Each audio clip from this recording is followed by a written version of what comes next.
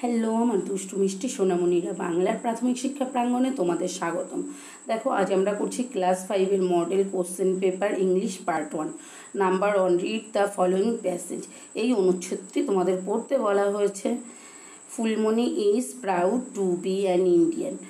ফুলমণি ভারতীয় হিসেবে গর্বিত। She has heard that our country is full of great monuments, forts and wonderful architectures. সে শুনেছে আমাদের দেশ স্মারক, দুর্গ এবং স্থাপত্যে ভরা। She has seen the picture of that Taj Mahal. সে তাজমহলের ছবি দেখেছে। It is on the 7 wonders of the world. এটি পৃথিবীর 7ম আশ্চর্যের অন্যতম। The fort at Agra and the Red Fort in Delhi are also worth seeing. আগ্রার দুর্গ এবং দিল্লির লালকেল্লাও দর্শনীয়।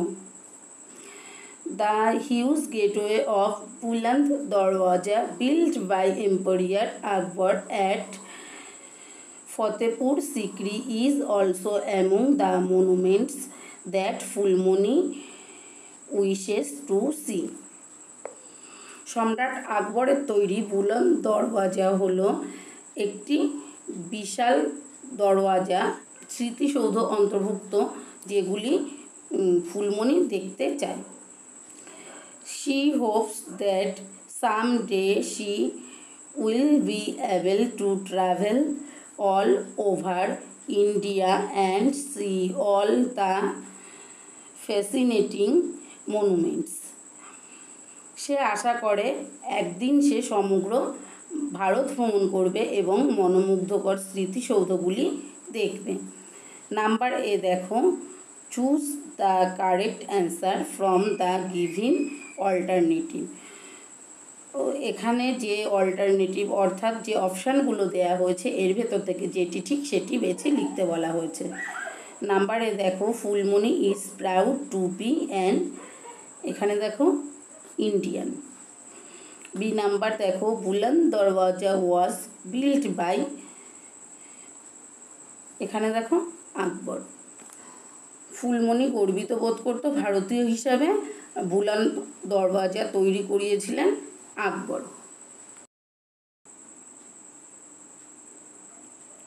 নাম্বার বি দেখো, write T for true and F for false sentence in the given boxes. এখানে ঠিক হলে বক্সে টি দিতে বলেছে আর ভুল হলে বক্সে এফ লিখতে বলেছে। এ নাম্বার দেখো, Phulmoni does not know that India has great monuments, fort and আর্কিটেকচার্স। Phulmoni জানে না যে ভারতে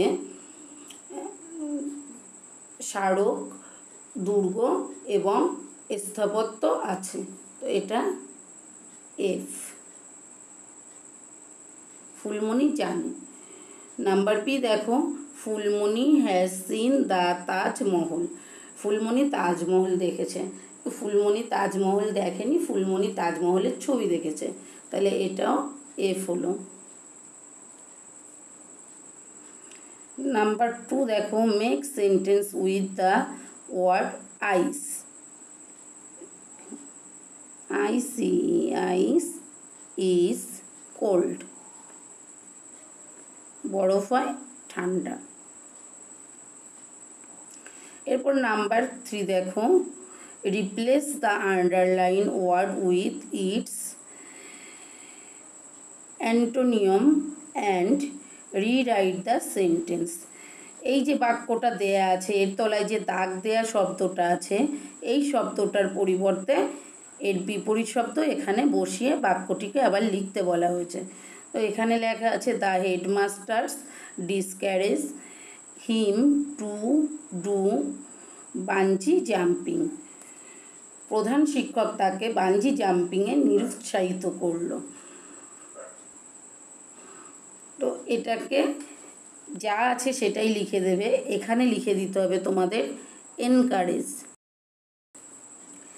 এখানে লেখো ENCOURAGED,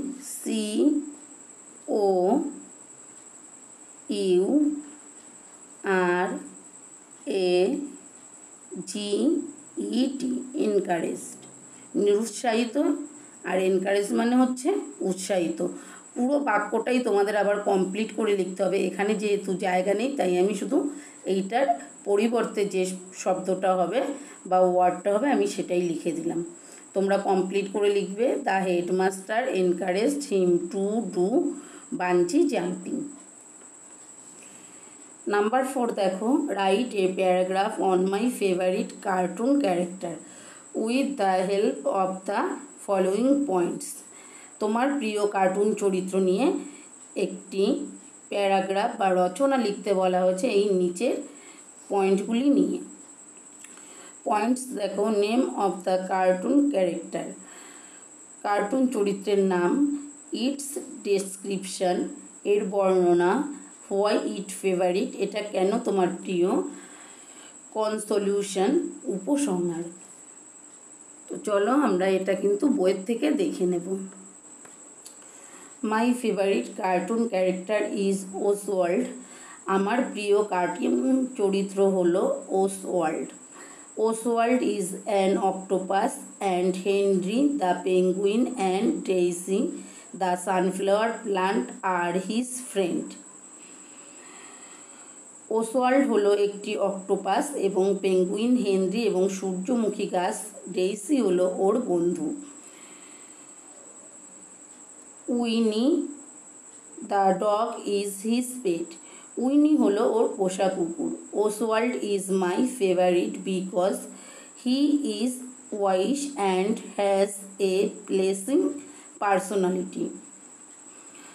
ওসওয়াল্ড আমার প্রিয় কারণ সে হলো বিচক্ষণ এবং তার একটি মনোরম ব্যক্তিত্ব আছে। He is kind and every one of his town loves him. সে খুব দয়ালু এবং তার শহরের প্রত্যেকেই তাকে খুব ভালোবাসে। I wish to get a loving and caring friend like Oswald. আমি ওসওয়াল্ডের মতো একজন স্নেহশীল এবং যত্নশীল বন্ধু পেতে চাই। তো তোমরা যদি এরকম ভিডিও আরও পেতে চাও বা তোমরা যদি মনে করো আমার এই ভিডিও দ্বারা তোমরা সামান্যতম উপকৃত হয়েছ, তবে অনুগ্রহ করে আমার চ্যানেলটি সাবস্ক্রাইব করে আমাকে একটু সাপোর্ট দিও।